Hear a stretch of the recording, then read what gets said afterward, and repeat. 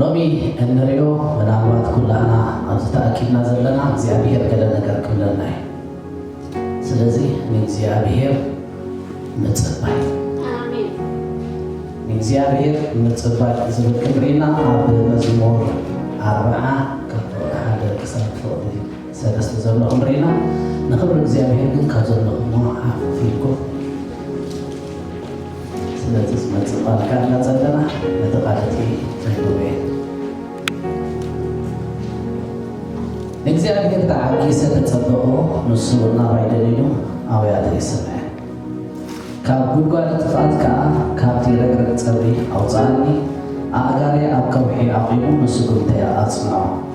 ሓድሽ መዝሙር ምስጋና ኣምላኽ ኣብ ኣፈይ ኣንበረ ብዙሓት ዝርኦም ክፈርሁ ናብ እግዚአብሔር ክውከሉ እዮም ሃሌሉያ ኣቦ ብወድኻ ብክርስቶስ የሱስ ያውስጡ ነመስግነካ ኣለና እግዚአብሔር أبزي كرام برهانات تنبر لعل እግዚአብሔር نسرعه እግዚአብሔር አቦ ولمون እግዚአብሔር አቦ بزام عند እግዚአብሔር አቦ قالك نمهر قالك እግዚአብሔር አቦ بيسوس ክርስቶስ ያውስ لعن እግዚአብሔር አቦ تفسس بركة لكامو بيسوس ክርስቶስ ያውስ نመስግነካ ኣለና እግዚአብሔር ዘስተምር መንፈስ ካካዩ ተጻሒፉ እግዚአብሔር አቦ ተዘስተምር መንፈስ ካ እግዚአብሔር አቦ ለነፍስ ወከፍ እግዚአብሔር አቦ መህረና በመዕደልና حلف ممهرانا እግዚአብሔር አቦ ለባማት ከገብረና በኢየሱስ ክርስቶስ ያውስ ለለምን አለና እግዚአብሔር አሮን እግዚአብሔር አቦ ምንም ዘይጠቅም ባሪያ ያለ እግዚአብሔር አቦ መንፈስ ካ ግን አብላይ ስለዘፍስስካ መንፈስ ካ አገልግል መንፈስ ካ ከአይ መንፈስ ካ እግዚአብሔር በመላእክት እግዚአብሔር አምላክ ከስተመረን ከነን እግዚአብሔር አቦ በኢየሱስ ክርስቶስ ያውስ ሐሳብ ይኮነ ፍቃድ ለመንፈስ ካ ይግዝ ከንቲ መንፈስ እግዚአብሔር ካ አብላይ ማያት ይዝል ለበረከት ተጻፈ በስልጣን ወደ አምላክ ምሽ ኢየሱስ ክርስቶስ ያውስ እግዚአብሔር አቦ መንፈስ እግዚአብሔር ለሞን እግዚአብሔር አቦ እዝጉ ባይዝ እግዚአብሔር አቦ በመላእክት ይምላዩ መንፈስ ካ ይማላልስ እግዚአብሔር እቲ አብላይ ለነፍስ ወከፍ ቅዱሳን ካ ዘቀመጥ ከመንፈስ እግዚአብሔር ንሱ ይግዛ በስልጣን ወደ አምላክ ምሽ ኢየሱስ ክርስቶስ ያውስ እግዚአብሔር አቦ እንትን ልብሊላ ዘፈፈት ካላ እግዚአብሔር ለሞን ጎይታ በኢየሱስ ክርስቶስ ያውስ ለልብ ሕዋት እግዚአብሔር አቦ ክትከፈት በኢየሱስ ክርስቶስ ያውስ ጸልዩ በሁሉ አኩል ለሰራህ ቢኻም እግዚአብሔር ተመስገን ተባረኩ ኮፈይ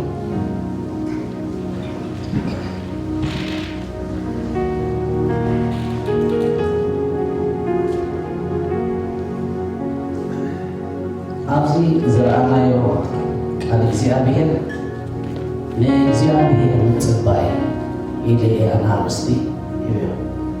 ከዘራ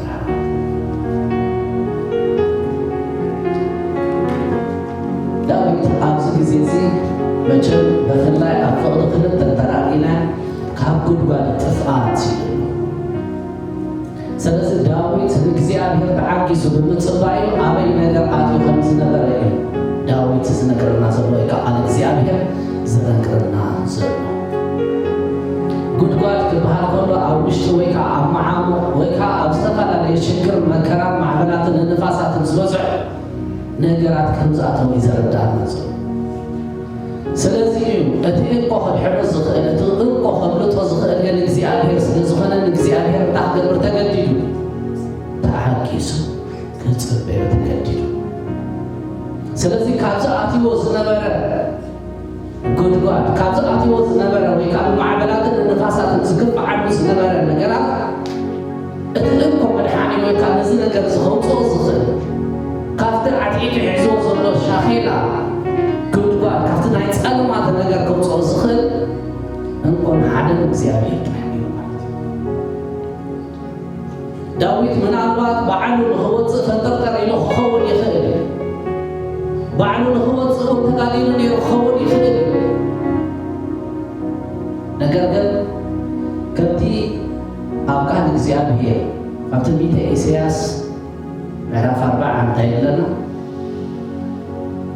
ሃሌሉያ አሜን ሃሌሉያ ኣግባስ ይደኽሙ ይሕልሉ ኣባፅሓ እንታይ ሰንከልከል ይብሉ እቶም ንእግዚአብሔር ዝጽበዩ ግን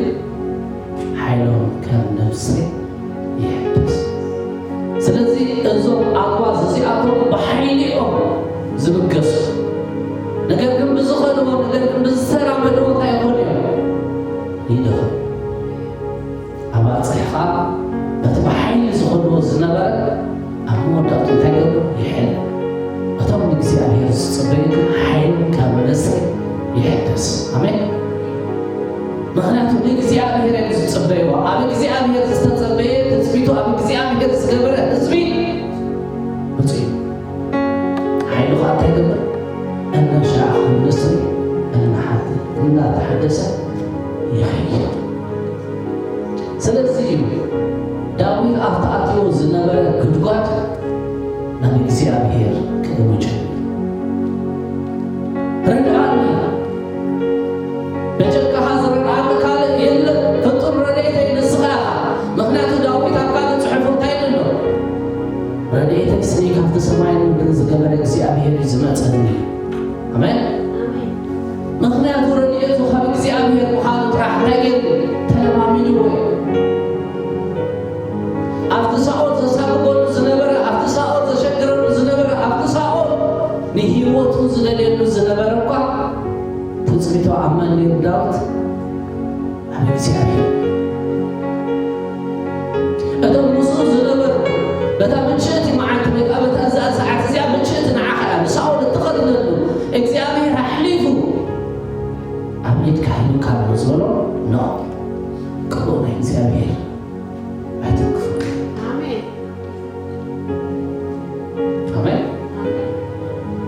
ምክንያቱ ተስፋው ወይ ጽበው ነገር አመን ይለው አብ እግዚአብሔር ስለዚህ ተክብል ተገድሎ እግዚአብሔር ተዓቂ ስለተጸበخ ነሱና ባይደሊ አብያተ ይሰማዕ አብያቱ ዝሰማዕ ድምባር ካፍት ዝነበረው ጥልቅ ጎድጓድ ካፍት አትዎ ዝነበረ ችግር ካፍት አትዎ ዝነበረ መከራ መቼም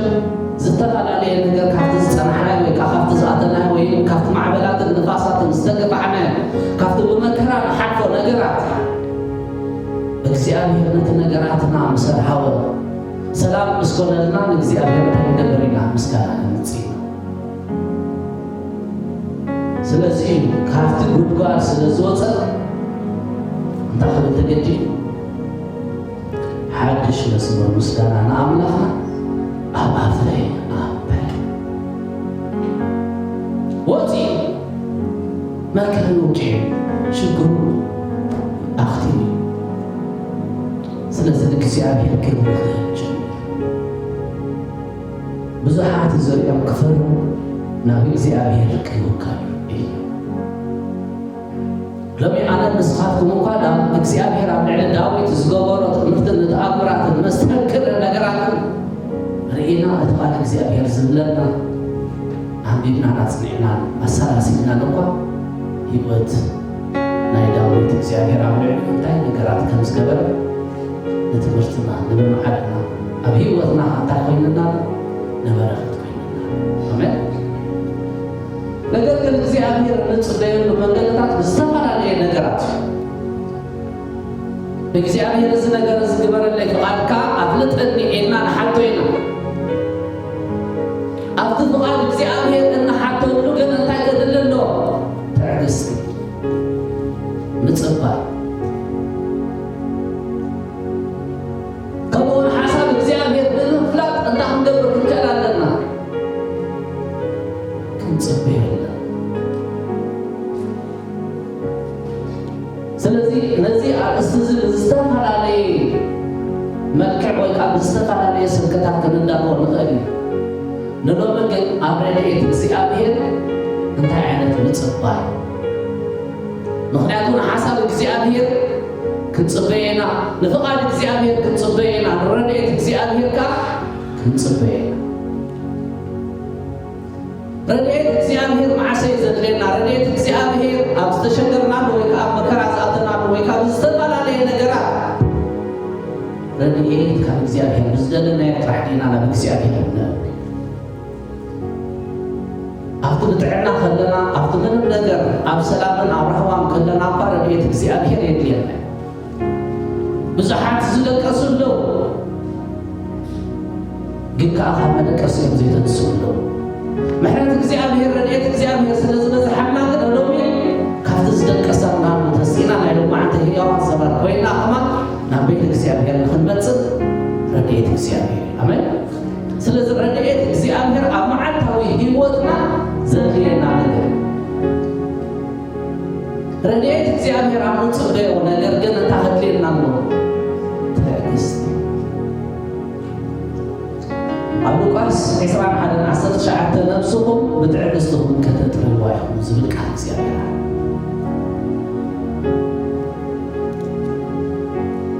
ንነብስኹም ብትዕግስትኹም ከተጥርይዋ ኢኹም ትዕግስቲ እንተደኣ ዘይጌርካ እታ ህይወትካ ወይ ከዓ እታ ነብስኻ ክትገብራ ትኽእል ኢኻ ክተጥፍኣ ትኽእል ኢኻ ብምዕጋስካ ግን ንእግዚአብሔር ብምፅባይካ ግን ባዕልኻ ኣክሽን ከይገበርካ ወይ ከዓ ኣክሽን ንኽትወስድ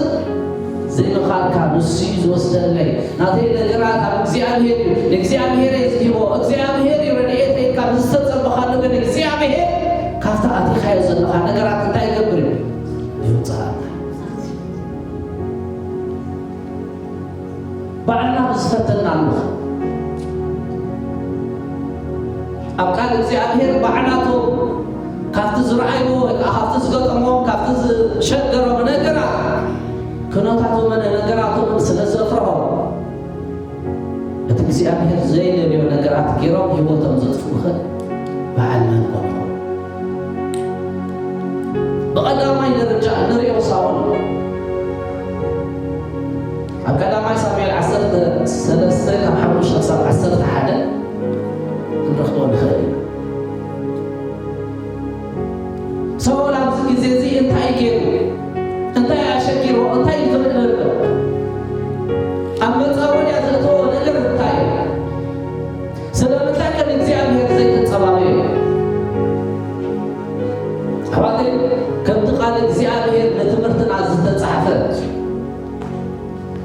ቃል እግዚአብሔር ብዝተምሃርናሉ ቃል እግዚአብሔር ብዝሰምዓናሉ ቃል እግዚአብሔር ብዘንበብናሉ እንታይ ክንገብር ክንክእል ኣለና ናብ ህይወትና ክንሓስቦ ኢልና ናብ ህይወትና እንታይ ክንገብር ኣለና ከነምፅኦ ክንክእል ኣለና ስለዚ ኣነ ካብ ሳኦል እንታይ እዩ ማለት ጌታ ኢየሱስ ክዛረብ ከሎ ኣብ ዓለም ከለና ሚእቲ ዓመት ምስ ስደት እዩ ስደት እንታይ እዩ ዘለዎ መከራ ኣሎ ስደት እንታይ ኣሎ ፈተና ኣሎ ስደት እንታይ ኣሎ መከራ ኣሎ ሽግር ኣሎ ማዕበላት ኣሎ ንፋሳት ኣሎ ምናልባት በቲ ዘይንደልዮ ነገራት ንሓልፍ ክንህሉ ንኽእል ኣደኖ መን ይፈልጥ እግዚአብሔር ዝፈልጥ ኣብ ዝተፈላለየ ሽግርን መከራን ዝኣተና ክንህሉ ንኽእል ኢና ብዝተፈላለየ ፀቢብ ዝኾነ ብጣዕሚ ዘስካሕክሕ መከራ እውን ንሓልፍ ንህሉ ኢና ነገር ግን ንእግዚአብሔር ብትዕግስቲ እንተራ ተፀቢነ እግዚአብሔር ከምፃእ ስለዚ ሳኦል ኣብዚ ነገር እዚ ፍልስጤማውያን ስለ ዘጨነቅዎ ፍልስጤማውያን ስለ ዘሸበርዎ ብዝሖም 30,000 ሰረገላ 6,000 ፈረሰኛ ብዝሒ ናይቲ ህዝቢ ከዓ ክንገምገም ኣብ ባሕሪ ዘሎ ሕፃ ምብዝሖም እስራኤል ህዝቢ እስራኤል ብጣዕሚ ተሸኪሙ ህዝቢ እስራኤል ብጣዕሚ ፈሪሁ ጠፊና ኢና ተወዲእና ኢና ነዞም ህዝቢ እዚኣቶም ብዝሖም ከም ናይ ባሕሪ ሕፃ ዝምብዝሖም ተዋጊእና ኣይክንክእሎም ኢና ስለዚ እቲ ህዝቢ ምስ ሳኦል ዝነበረ ክሓድም ምስ ጀመረ ናብ በዓልትታት ክኸይድ ምስ ጀመረ ናባኻውሕ ክኸይድ ምስ ጀመረ ኪኖም ማዕዶ ዮርዳኖስ ናብ ጋድምድ ክኸይድ ምስ ጀመረ ሳኦል እንታይ ክገብር ጀመረ ጨኒቑ ናይ እግዚአብሔር ነቢ ሳሙኤል ድሕሪ 7 መዓልቲ ከም ዝመፅእ ነጊርዎ ኣፍሊጥዎ እቲ ሳኦል ክገብሮ ዘይግብኦ ነገር ግን እንታይ ክገብር ተገዲዱ ሳኦል ከስምዖ ጀመረ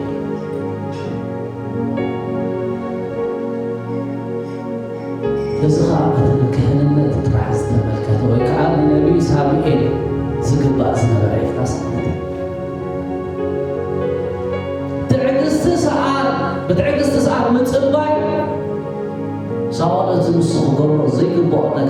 ንኽገብር ተገዲዱ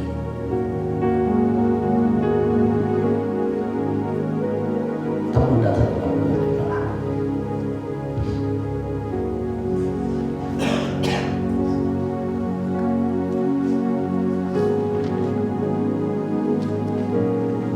ከላይ ሳሙኤል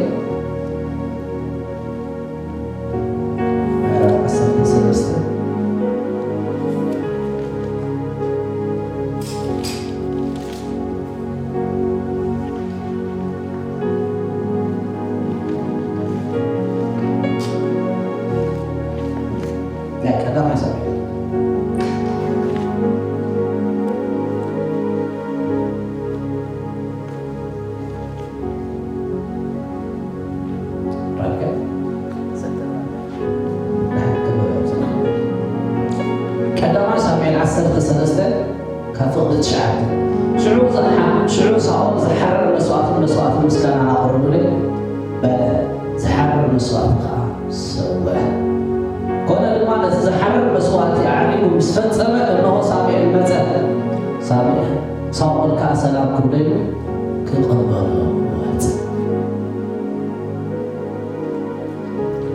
ترينهم حواته اذا ነገር እዚኣ በስንቅ ዓቕሊ ዘይምግባር እቲ ዝሪኦ ዝነበረ ናይ ፍልስጤማውያን 30,000 ሰረገላ 6,000 ዝኸውን ፈረሰኛ ምስራኤል እቲ ህዝቢ እስራኤል ከዓ ክሃድም ምስራኤል ሳኦል ነቲ ክገብሮ ዘይግብኦ ነገራት ባዕሉ ኣብዚ ግዜ እዚ እቲ ናይ እግዚኣብሔር ነቢ ሳሙኤል እንታይ ክብሎ ኢና ንሪኦ ሳሙኤል ድማ እንታይ ግብሪ ገበረካ ብሎ ሳኦል ከዓ እቲ ህዝቢ ካብ ኣርባዕ ከም ዝበለ ንስኻ ድማ ተበለማ መዓልታት ከም ዘይመፃኻ ፍልስጤማውያን ኣብ ሚክሽማ ከም እትኣከቡ ርኢኹሞ ስለዚ ገና ኣብ እግዚኣብሔር ከይፀለኹ ከለኹ ፍልስጤማውያን ኣባይና ኣብ ጊልጋል ሕጂ ክወርዱ እዮም ኢለ ደፊረ ዝሓረር መስዋእቲ ኣዕረጉ ትዕግስቲ ዘይምግባር ነቲ እግዚኣብሔር ኣይትግበሮ ዝበለካ ነገር ብድፍረት ምግባር ውጭ መስሕግ እግዚኣብሔር መፍራስ ከምቲ ኣብ ሉቃስ ምዕራፍ 21 ዘመልክኾም 19 ነብሱ ብትዕግስቱ ኸጥርያ ኣይከኣል ስለዚ ኣብቲ ምዕራፍ እቲ ከድኩም ከተርጉሞ ትኽእሉ ኢኹም ነቢ ሳሙኤል እንታይ ሞ ኣሽኻ በቲ ሃዋኽ እትገብሮ ነገር ፍቓድ እግዚኣብሔር ዘይኮነ ሓሳብ እግዚኣብሔር ነገር ዘይኮነ ነገር እትህቦ በቲ ሃዋኽ እትዛረቡ በቲ ሃዋኽ እትዓዩ በቲ ሃዋኽ እትሰርሖ ነገር ናብ ዕሽነት እዩ ዝወስደካ ናብ ዕሽነት እዩ ዝመርሓካ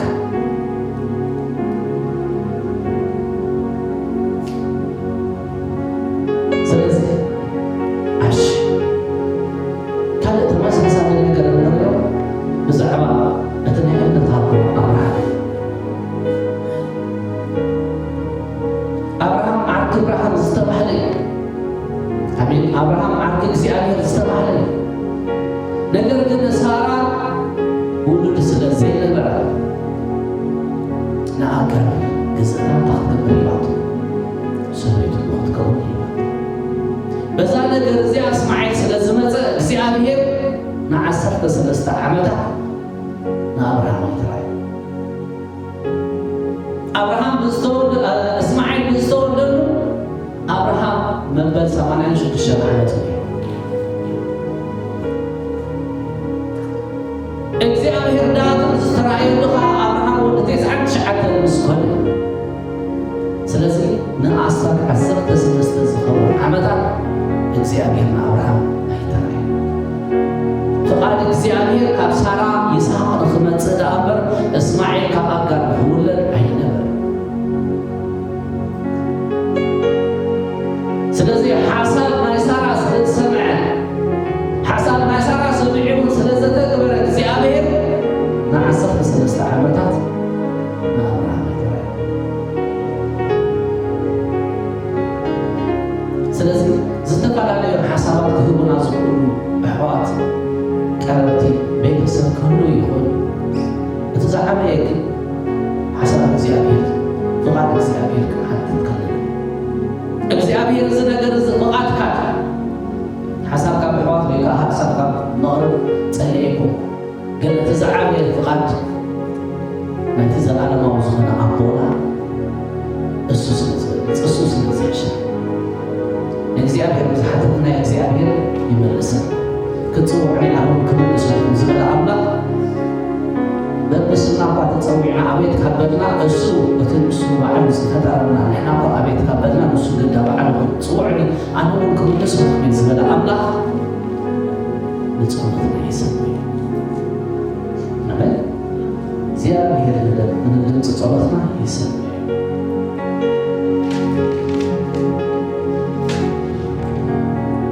بتعلسني تتصبيك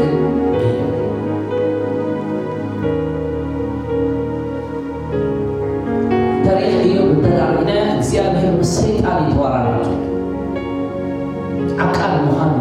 እግዚአብሔር زي كحد مخان حسب እግዚአብሔር فقاد እግዚአብሔር زفلت مخان እግዚአብሔር ثالث ስለዚህ የተخصص ሰይጣን አቀድ እግዚአብሔር መጽኑ ኢዮብ መስከሰሱ እግዚአብሔር ግን በኢዮብ ታይል ተረክ አብዮ ምዕራፍ ሓደ ተራቂና ኣርባዕተ መእወይት ለው ወይ ከዓ መርድእ ዝነበሩ ናይ ኢዮብ ነገር ብጣዕሚ ካብቲ ዘሰበለንን ኩሉ ግዜ ንሪኤና ኩሉ ግዜ እውን ነንብቦ ንኸውን ኢና ብፍሉይ ነገራት እንተራፅዒና ግን ብዙሕ ነገር ክንመሃረሉ ንኽእል نحن بحانت النجار ترى تهتينا معرفة خندي نجلا معرفة خندي عقنا نتصل معرفة خندي كم زيادة تحت بتبنينا زمصانا بزتفال عليه النجارات سيكال بزفتنا نعبا تاجر انت زيادة لما تاجر زنجار استفتنا تايبة دي لك زيادة محاولة كعفتني زمن صحف كندوكا እግዚአብሔር ከም ዝፈተነና ይህና ንዛዕሮ ክንደይበት ሓቂ ብመከራ ክትሓልፍ ከለካ ብጣዕሚ እዩ ዝጨንቀካ ብጣዕሚ እዩ ዝኸብደካ መከራ ወይ ከዓ ሽግር ፅቡቅ ኮይኑ ይኮነን ነገር ግን ከም ክርስቲያናት ሚእቲ ኸዓበት እንዳሓፈስና ስደት ስለ ዘለና እቲ ስደት ከዓ መከራ ፈተና ሽግርን ካብ أفتى شكر وكا أفتى فتنا خالع عقلنا نخفتن نسوس الذي تنتظرنا نسوس الذي حد قلنا نيجي عليه بتركز تفتني بعد سلذي أبزنا إيوب معرف حدا زنرو أربعة مأويت وكا مردئ زنكرو زنبر انتهي له كذا ما يترى إلى يوم سبساوا زميت وزميت بتوصل صعبة زمرة الجزءات بس إحنا سيف أو بكاء زريفة لا تقولوا إنك معرف إنه وصل زي دلوقتي يوز تعرف كيف زي الموضوع سلسلة تقدم معي ما هو يقعد تقدم معي مرد زنكر زنبر سبسابا ما تيم الجزءات كهذا بس إحنا سيف يروح وقعمه كثيرا نتوم زحاسوس نبرو أبعو نتوم نقدر كأنا يوم زرعي فمن وصيله السوق يقول خالد جنا السوق تتصاب عين جرنا جنا تتصاب عين جرنا كان نوي كعمل زنكر كعمل سيتي نعم لا حول خمسة ما يريد على جزءاتك عندنا توم بلعك خمسة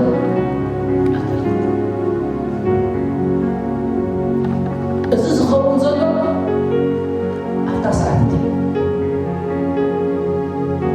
التحدث لا تتخفض صبوغ زينا زيكون حماق زينا إذا نقرزل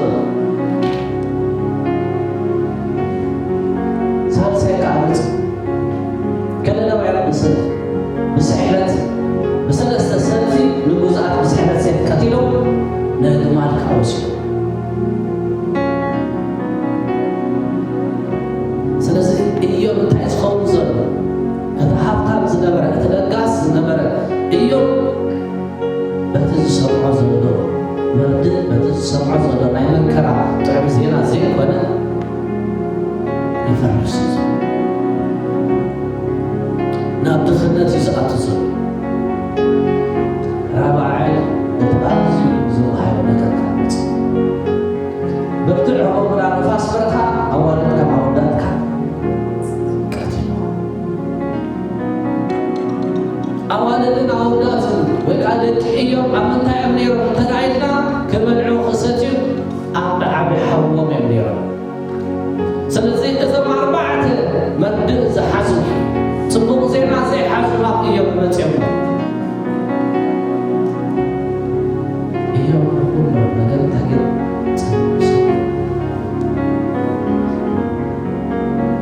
بتعمل خفت سجل من النجر نحن من الشيء نجر كنفتن كلنا ما عرف إني تصرصر ما عرف إني جاي بقرب رام نجر كاب كلات كنا فرنا يوت بشكل كل سنة كي تفتنا نحلف إلى بفتنا يوم ترايك كرس ولا نتيجة صعود ترايك يملس زيابه حالة زيابه وصلت سبب زيابه كن هالليو يبقى ادخل ذهبنا مالينيو زيابه ندخل نقدر كاز وصل حج مالي زيابه سنسي زيابه يبقى أمين من نقرنا يمقرنا من نقرنا يزخرنا نقرنا أحد سمعا الحمى قضينا حك غورة تقدم لكن كله نقول حك زيادة ناتي منه كي كله بس كده بقى لها جوانا تقد بلد ميت أو شنترات فيها معك من لا تبيه كان يماجن حوالي قبضين ما فلت توعي له وزاد وبس لا تقولي قاينا نقول تحملنا ورجعنا زايد يا مخميتي يا حاسة طبعا خمن تعبير تحملنا هاكل سلسل أيام كنا نتاجر كله تزنا برسيله نايم كلنا قاعد نتدارى نايم بتعمل زكاك مكان أبلغ سهول أكاناتون خاص كله قلعنا بلاس كيرو حقق كله نجزي أبي راي مرة أبكر نجزي أبي راي مرة خلاتو نجزي أبي تعكس في جسمي سبيتو كاتو خلو سكيا حسب نجزي أبي تصرفه موت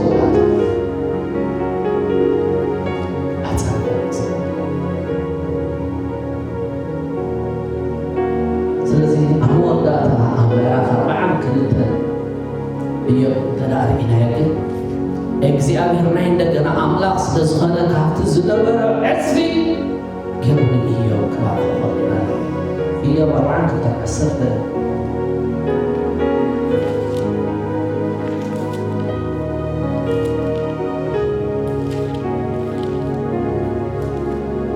ኢዮብ ምእንቲ ፈተቱ ምስ ጸለየ እግዚአብሔር ንበርኮ ኢዮብ መለሶ እግዚአብሔር ከዓ ንኢዮብ ኣብ ልዕሊ እቲ ቀደም ዝነበረ ዕፅፊ ገይሩ ወሶ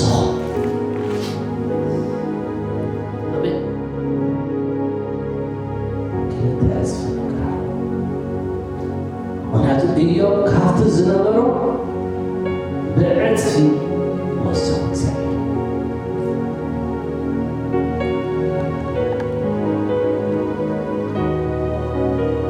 ምናልባት ሞ እብለኩም ሕሙቄ ካልእ እንሪኦ ኣዕሩኽቲ ዳንኤል ሲድራ ሚስራ ዓዲሎም ኣብ ዳንኤል ምዕራፍ 3 ተራቂና كفود 16 كمزيل سيدراء ميثاقنا عبد النجور نتلقوس كمزيلهم ممثلش وانا بكنا راتو بزنا جرز ملاش كنبك عيلنا وانا بس نتنملو أملاح كابد الظهور انت نحاول خلنا كفرنا يخيلي كابيد كاون كنا كفرنا وانا بس نسو خلنا كفرنا انت زي فترة نحنا سنعمال اختخا خمزين نملخل نتزقوا كمسل والكون كمزين سردنف ስለዚህ እዚኦም ኣዕሩኽ ዳንኤል ሚስድራቅ ዓብዲኖጎ ዝፅበዮም ዘሎ ሃልሃልታ ሓዊ ነብልገነናፆር እቲ እሱ ዘቆሞ ምስሊ ንዕኡ ዘይሰገደ ናብ ዝግብር ሓዊ ክድርብየ ኣብኡ ከዓ ክሓረኒ ኣብኡ ከዓ ክመውት ኢሉ ኣውጅ ንሳቶም ግን በዚ ነገር እዚ ምላሽ ንክንህበካ ኣይትፀብ ንሕና ነቲ ኣብ ዘይቀረበ ብርሃናት ዝነብር ልዑል እግዚኣብሔር ኢና እነመልኽ ስለዚ ነቲ ስኻ ዝገበርካዮ ጣዖት ኣይነሰግድ ኢና እዚ ጉብር ሓዊ እንተወሰኽካ እንተቀፀልካ ዕንጨት እንተብዝሓ ዕንጨትካ ዳኢኻ ክትውድእ እምበር ንሕና ፍልከት እንብሎ ነገራት የለን እቲ ምንታይ ተፅቢቶ ኣመን ኣብ እግዚኣብሔር እቲ ነምልኾ ኣምላኽ ካባኻ ይኹን ካብቲ ጉብር ሓዊ ከናግፈና ኣሕዋተይ ዝፅበዮም ዝነበረ እንታይ እርእይዎ ኣለዉ ይዕዝብዎ ኣለዉ ጉብር ሓዊ ኣይሰገድካን ናብዚኣ ክትኣቱ ኢኻ ኣይሰገዱካ ናብቲ ጉብር ሓዊኻ ዝተደርሚ ማዕረ ክንደይ እቲ ጉብር ሓዊ ብርቱዕ ከምንባሩ ንዕኦም ዝደርበይዎ ተቐቲሎም ካብ ምርታዕ ናይቲ ሓዊ ዝተላለ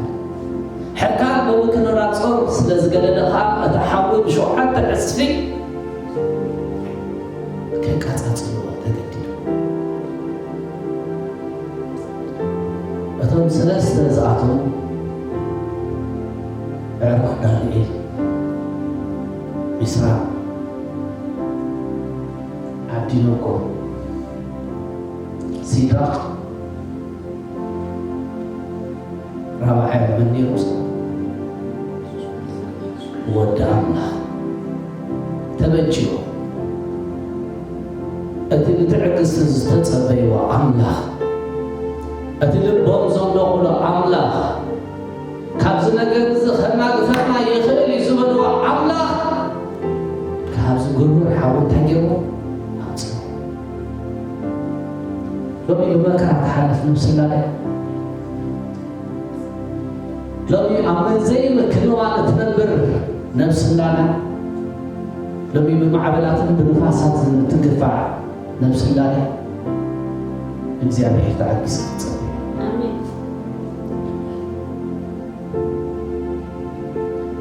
እግዚአብሔር ተዓጊስካ ክትፀብይ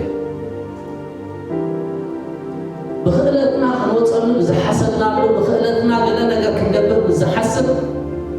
ኣይኮነትና ኣእዳውና ምስልና ይልብና ናብ እግዚአብሔር ዘለዓልና ግን እግዚአብሔር እንታይ ገፅሉ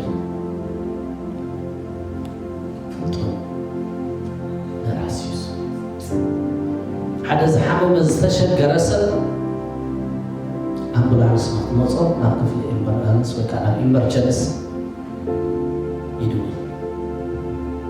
እቲ ንሕና ብቐዳማይ ደረጃ እንድውለሉ ግን ነቲ ሰማይን ምድርን ዝገበረ ልዑል እግዚኣብሔር ምክንያቱ ረድኤትና ከመይ ዝመፅእ ካብቲ ሰማይን ምድርን ዝገበረ እግዚኣብሔር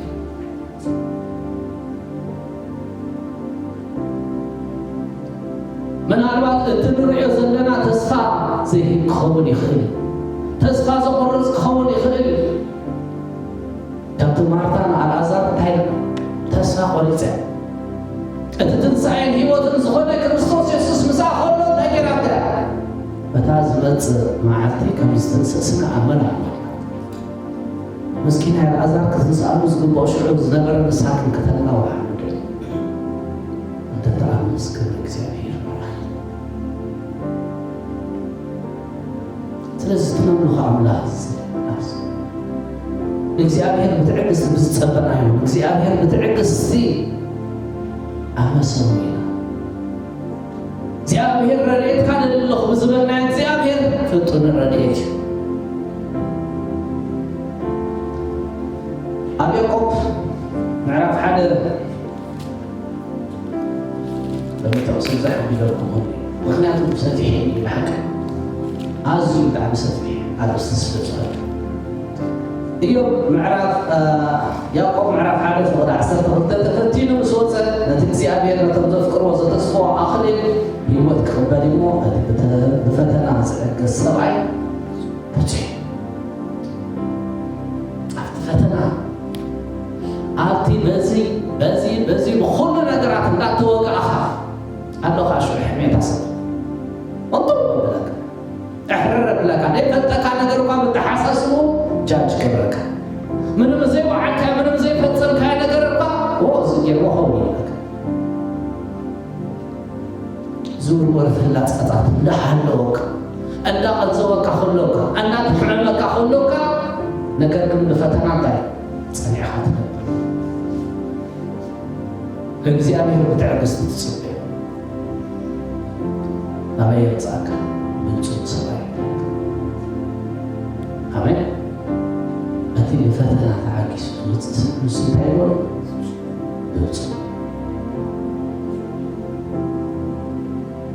ብውፅእ ሃሌሉያ ንጸልይ رزين كبرياء دار ولا يبو أتنا يوزعي سرنا تبس بسوقا أتو مش تنام تصبح يحدثاني سلسي أين أهلنا أين حالك وإذا أنا مسكنا كان أكسيابير نصحابنا الله في هذا أكسيابير سواء عنا مؤمن لسر كازمك الله أكسيابير لمون أكسيابير أقول يسوس كرسوس يوصل نتوعى كان እግዚአብሔር እትግን ኮ ተስፋ ዘበርናሉ ተስፋ እንገብረሉ ንስኻ ጣይኻ እግዚአብሔር በስልጣን ወደ አምላክ ኢየሱስ ክርስቶስ ያውስን እግዚአብሔር አቦ ጸለለ መንፈስ ከእግዚአብሔር አቦ ልዕልንም ሶት ከፍና እግዚአብሔር አብሲስ ካለ መንፈስ ከእግዚአብሔር አቦ አብልዕልንም ሶት ከፍና አብሲስ ካለ እግዚአብሔር لما እግዚአብሔር አቦ እትዘፍሰስ ካብዕነ ነፍስ ወልቀፍና ዝኾነ መንፈስካ እግዚአብሔር አቦ በመልአት ከዓይ እግዚአብሔር ወእግዚአብሔር አቦ ንዓይ ኮነ እግዚአብሔር አቦ ንሕዋተይ ነዝጉባኤ እግዚአብሔር አቦ መንፈስካ ኸፃናንዕ እግዚአብሔር በትናሓልፎ መከራ ይኹን እግዚአብሔር አቦ ፈተና ሽግር እግዚአብሔር አቦ ብትዕግስቲ መታን ክንጽበየካ እግዚአብሔር አቦ ዝህድእ መንፈስ እግዚአብሔር አቦ ልዕሊ ነፍስ ወልቀፍና እግዚአብሔር ክትውስኽ أبيت እግዚአብሔር አምላክ ሆይ በትዝገጥመና እግዚአብሔር አቦ በትናሓልፎ ጎዳናና ታታት እግዚአብሔር አቦ ንዓኻ እነመስግነሉ እግዚአብሔር ንዓኻ እንባርኸሉ እግዚአብሔር የአንበር እግዚአብሔር እዚ ነገር እዚ ከመይ ፈቲንኒ ስለምታይክል እግዚአብሔር እዚ ነገር እዚ መጸኒና እግዚአብሔር አቦ እነጉረምዎኑ ዘይኮነስ እግዚአብሔር وأملاخ بفتنا صنعنا እግዚአብሔር አቦ በፈተና ተዓጊስና እግዚአብሔር አቦ ናፍቲ ስኻ ዝዳለ ኻልና እግዚአብሔር አቦ ዓብይ ክብሪ መታን ምእታው ቆመና እግዚአብሔር ለሚጽለና እግዚአብሔር አቦ ወልድኻ ክርስቶስ ኢየሱስ ያውስን እግዚአብሔር አምላክ ሐቅ ንስኻ እግዚአብሔር ፍጡር ረድኤት ንስኻ እግዚአብሔር ለመሆን እግዚአብሔር አቦ ለተመከራ በሽግር እግዚአብሔር አቦ በማዕበላትን በንፋሳትን ተሐለፈ ዘላ ነፍስ እግዚአብሔር አቦ ወልድኻ በክርስቶስ ኢየሱስ ያውስን እግዚአብሔር አቦ እታማዓኻ ትጻባ በዘላ ነፍስ እግዚአብሔር ወአምላክ ፍጡር ረድኤት ኮንካ እግዚአብሔር አቦ ለክትብለና እግዚአብሔር ወአምላክ ኢየሱስ ክርስቶስ ያውስን ጸለለ በስልጣን ወደ አምላክ ኢየሱስ ክርስቶስ ያውስን እግዚአብሔር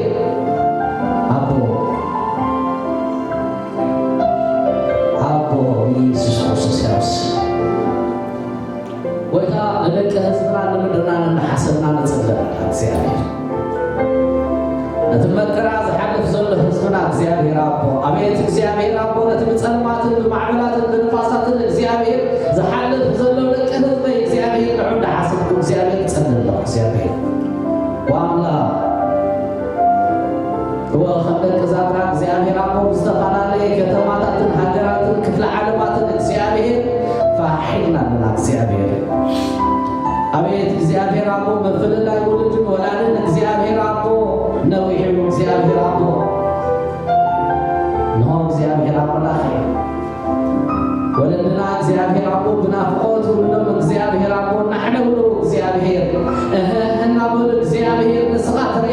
እግዚአብሔር ንስኻ ትሰምዕ ኢኻ እግዚአብሔር ወአምላኽ ለሚ እግዚአብሔር አቦ ከምቲ ንደቂ እስራኤል እግዚአብሔር አቦ ኣውያቶም ሰሚዕኻ እግዚአብሔር አቦ ሃሌሉያ ኣውያቶም ሰሚዕኻ እግዚአብሔር አቦ ካብ ግብፂ ዘውፅኻዮም እግዚአብሔር ለመሆን እግዚአብሔር አቦ ንደቂ ህዝበይ እግዚአብሔር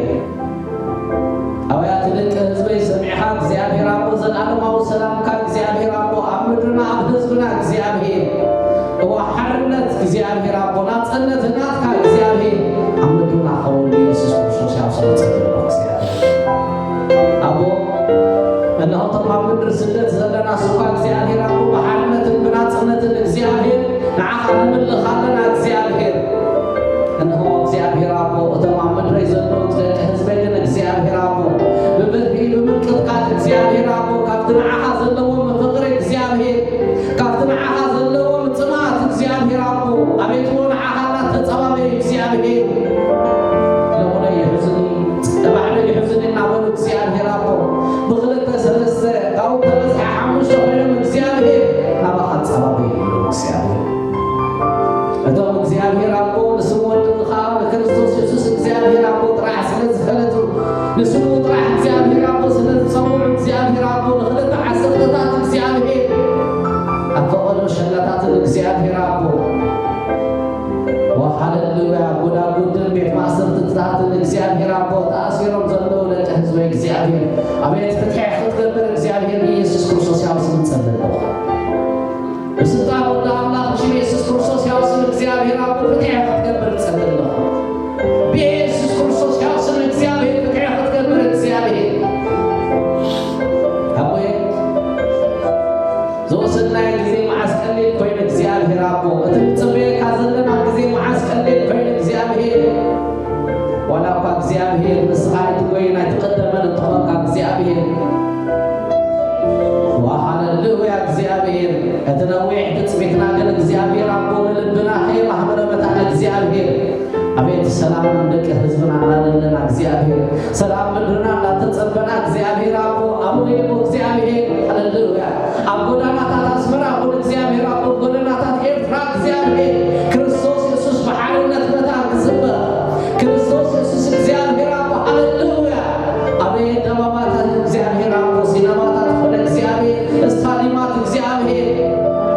ክርስቶስ ኢየሱስ ንሱ ጎይታ ምዃኑ እግዚአብሔር ብሓርነት ክእወጅ እግዚአብሔር እቲ ናትካ ሰላም እግዚአብሔር እቲ ናትካ ሰላም እግዚአብሔር ኣብ ምድርና ናብ ህዝብና ክኸውን እግዚአብሔር ብኢየሱስ ክርስቶስ ያብስም ፀለለና እግዚአብሔር ህዝብና ንዓኻ ይፅበ ዘሎ እግዚአብሔር ህዝብና ንዓኻ ፅበሎ እግዚአብሔር አቦ ህዝብና እግዚአብሔር አቦ ንዓኻ ፅበሎ እግዚአብሔር አቦ ምድርና ንዓኻ ትፅበላ እግዚአብሔር ወሃሌሉያ እግዚአብሔር ስለቶም ተኣሲሮም ዘለዉ እግዚአብሔር ስለቶም ተኣሲሮም ኣብ መከራ ዘለዉ እግዚአብሔር ከምቲ ንዳዊት እግዚአብሔር አቦ ሃሌሉያ ካብ ጉድጓድ ኣውፂኻ እግዚአብሔር አቦ ኣብ ኻውሕ እግዚአብሔር ኣብ ከውሒ እጋሩ ዘቆምካዮ እግዚአብሔር ለምውን እግዚአብሔር አቦ ነቶም ብወንጌል ምኽንያት እግዚአብሔር ኣብ እየሸለታት እግዚአብሔር አቦ ጎዳጉዲ ኣብ እስር ቤታት ተኣሲሮም ዘለዉ እግዚአብሔር ኣቤት ዎ እግዚአብሔር አቦ ኣዕኑድ ኤርትራ ዝበሃሉ እግዚአብሔር ክወፁ እግዚአብሔር አቦ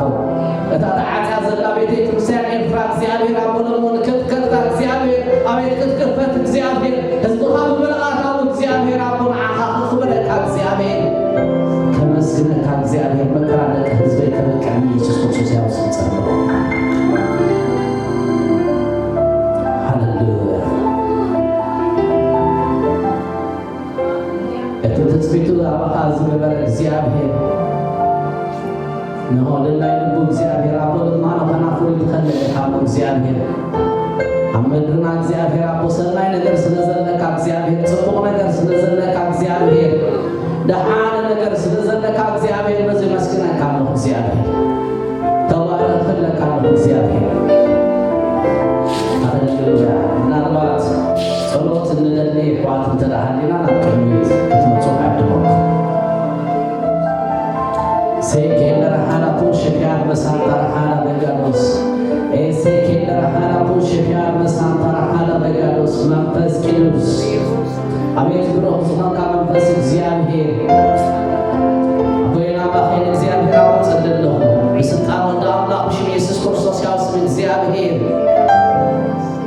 ገብርኤል ሓፍተይ ጸለኹ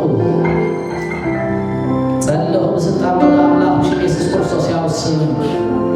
ንስምካ ገሊጽካ ላለኻ እግዚአብሔር አቦ መልኻንካ እግዚአብሔር አቦ ፈሊጣትካ ላ እግዚአብሔር አቤት እግዚአብሔር አቦ ልባ ዘውልቀትካ አምላክ እግዚአብሔር አምላክ ለስለታ አምላክ ስደታ ዝኾንካ እግዚአብሔር በትትሓልፎ ዘላ ጎደናታት እግዚአብሔር አቦ በትዝሓልፎ ዘላ እግዚአብሔር አቦ ሁሉ ህይወት እግዚአብሔር ረድኤት ንስኻ አቦ እግዚአብሔር አቦ ክትረዳ እግዚአብሔር አቤት እግዚአብሔር አቦ ንልማኖ ኸናፍራ እግዚአብሔር አቦ ንላይ ልባ እግዚአብሔር አቦ ክትብ ኢየሱስ ክርስቶስ ያውስም ጸለለኹ በስልጣን ወደ አምላክ ሽም ኢየሱስ ክርስቶስ ያውስም እግዚአብሔር ምስትንስኻ እግዚአብሔር አቦ ዝራእኻላ ምስትንስኻ ዝበልካላ እግዚአብሔር አቦ ሎሚ ክትራኸብ ኢየሱስ ክርስቶስ ያውስም ጸለኹ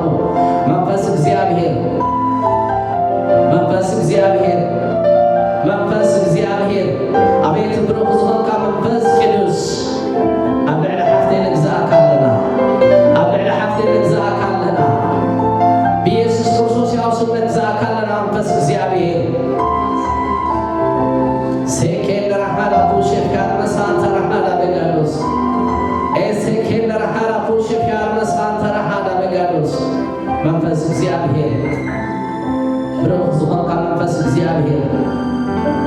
ቅድሚያ ወፂኻ ክትመርሓ ፍቓድካ እንታይ ምዃኑ ክተፍልጣ አቤት መንፈስ ቅዱስ ሰብ ምሰብ ከም ዝዛረብ ሃሌሉያ መንፈስ እግዚአብሔር